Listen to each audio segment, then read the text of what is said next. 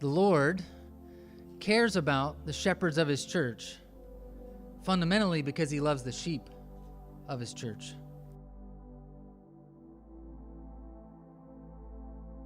Hebrews 13, verse 17, is a description of what acceptable Christ-centered worship looks like. And so this morning, instead of first addressing pastors, and specifically Pastor Aubrey, I want to begin with you, the church, the congregation.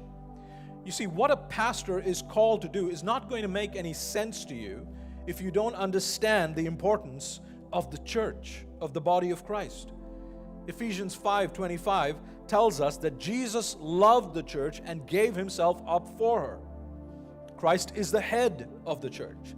He is the bridegroom, and the church is his bride. The Savior has purchased the church, which is with his own blood.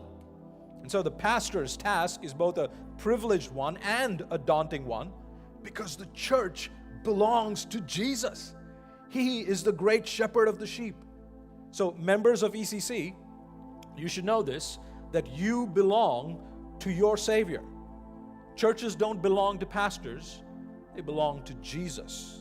And when I say you belong, I don't mean you as individuals. No, your identity is a corporate one. You are a holy community with obligations to God and to one another, especially to your pastors. Do you commit to faithfully preach the whole counsel of God's inerrant word, in season and out, without apology and without compromise, not shrinking to declare the whole counsel of God? By God's grace, I do. Do you commit to lead this church by being a personal example to this congregation, committed to a life of holiness, abstaining from all practices that may jeopardize your witness, and spending and being spent for the proclamation of the gospel of Jesus Christ? I do.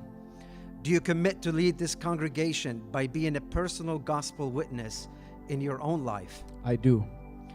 Do you determine to know nothing among this congregation but Jesus Christ and Him crucified, not coming to them in persuasive words of human wisdom, but in demonstration of the Holy Spirit of power, that God might get all the glory? Amen, I do.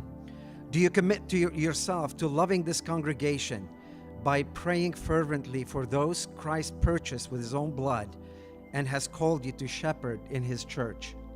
I do. Will you desire to love this congregation as a nursing mother cherishes her own children, imparting to them not only the gospel, but also your own life? By the grace of God, I will. Do you commit to faithfully receive the preaching of God's word in corporate worship and seek to live in light of God's truth? Will you hold your pastor accountable to preach no other gospel and no other doctrine than the truth once for all delivered to the saints as contained in the Holy Scriptures? Do you commit to love your pastor, praying for him rather than complaining about him, honoring him as one who labors before the Lord for the good of your soul, and recognizing him as the shepherd God has given you?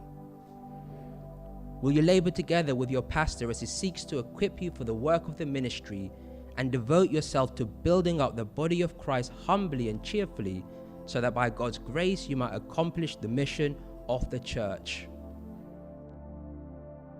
Holy God, we praise you for your plan to save people through Jesus' death, and that this salvation will bring the joy of your glory to men and women from every nation, tongue, and tribe. And we praise you that what's happening here this morning in this room is part of that glorious plan and cause. Thank you that we have the privilege of being a part of this today. And Father, we thank you for creating Aubrey. Thank you for saving him, giving him faith in Jesus, giving him love for your glory, and pouring out your precious Holy Spirit upon him so lavishly. Thank you, Father, for the way that you've led the elders here at ECC, how you've led the search team and the members of this church in calling Aubrey as senior pastor. And now, Father, we pray that as we're laying hands on him now, that you would increase the work of your Holy Spirit upon him. You'd give him everything that he needs to love and care for and shepherd this flock. Father, we pray that you would incline his heart even more to your word. You would teach him your word. That you would show him your glory. You'd strengthen his faith, and you would satisfy his soul with your bread of heaven. Father, we plead with you, empower his preaching even more. Help him to display the glory of Christ from your word, so that here in this room on Friday mornings, hearts would be broken over their sin, hearts would be filled with love for Christ, would be celebrating their salvation, and filled with boldness to witness in this city. Jesus, we are in awe of your love for your church, and we pray that you would give Aubrey even more of your love for the church, so that he even more would be enabled, filled to love this church body, to lead them, to serve them, to pray for them, to weep with them and rejoice with them, and to encourage them. Lord, thank you for Nishika, bringing her to him. Strengthen and bless this marriage, Lord, in this new season of life, that you would give them even more joy in you together. And then, Lord, their family, give them even more affection and togetherness in Christ, we pray. And Father, use Aubrey's leadership and this church family here to fill this city with the good news of Jesus Christ, to plunder Satan's household, to set captives free, to see many, many lost people found and saved, all for the glory of our Savior, Jesus Christ, in whose name we pray. Amen.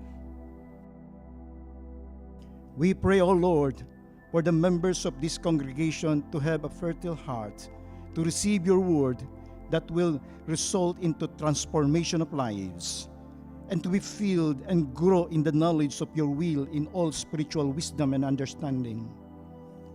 And may this congregation always remember their pastors in their prayers.